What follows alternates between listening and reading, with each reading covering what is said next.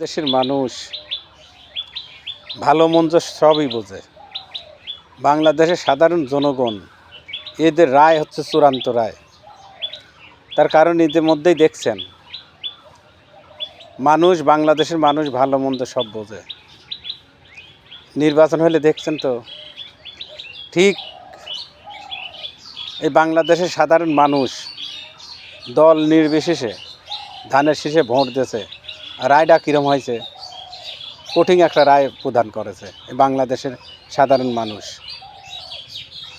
তার কারণ এই বাংলাদেশের মানুষের সাথে যারা দুই নাম্বারি করছে, বাংলাদেশের সাথে যারা দুই নাম্বারি করছে, দুর্নীতি করছে, তারা বাংলাদেশে টেকতে পারে নাই।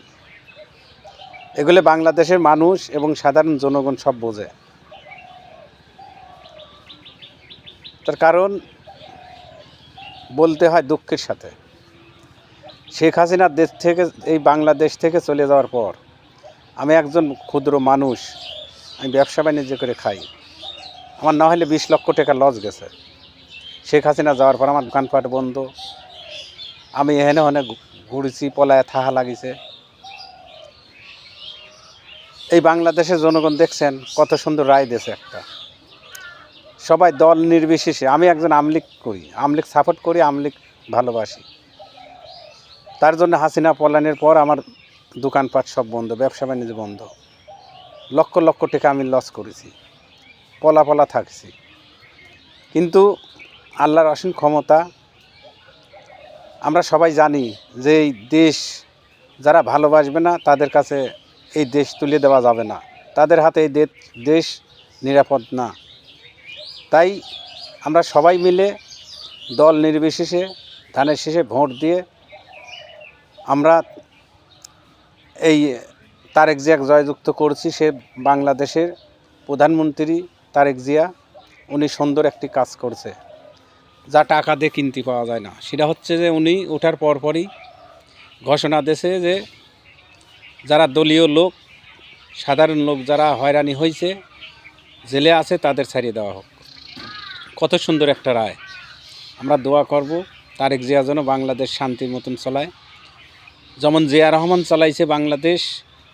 জিয়া রহমানের আজ পর্যন্ত কেউ ভুল ধরতে পারে নাই যে জিয়া রহমান কোনো খারাপ কাজ করছে, কি এইরে করছে, কি দুর্নীতি করছে, এরকম কোনো কাজ, এরকম কেউ বাংলাদেশের কোনো লোক জিয়া রহমানের কেউ খারাপ ধরতে পারে নাই।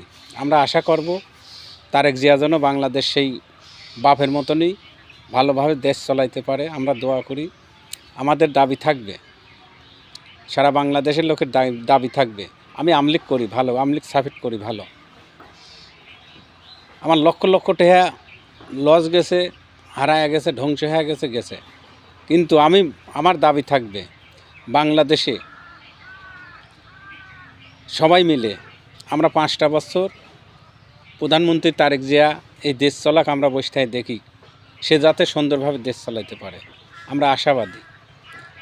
সাধারণ মানুষের যেন পুলিশ হয়রানি না করে, সাধারণ মানুষের যেন ব্যাঘাত না ঘটে, এই তারেক জিয়ার কাছে আমাদের দাবি থাকবে। প্রধানমন্ত্রী তারেক জিয়ার কাছে আমাদের দাবি, সে আমলিগ করুক আর যে দলই করুক, সাধারণ মানুষের যেন হয়রানি না হয়।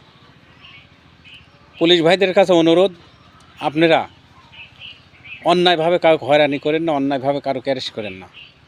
এর আপনাদের কাছে দাবি থাকবে। আসসালামু আলাইকুম রহমতুল্লাহ।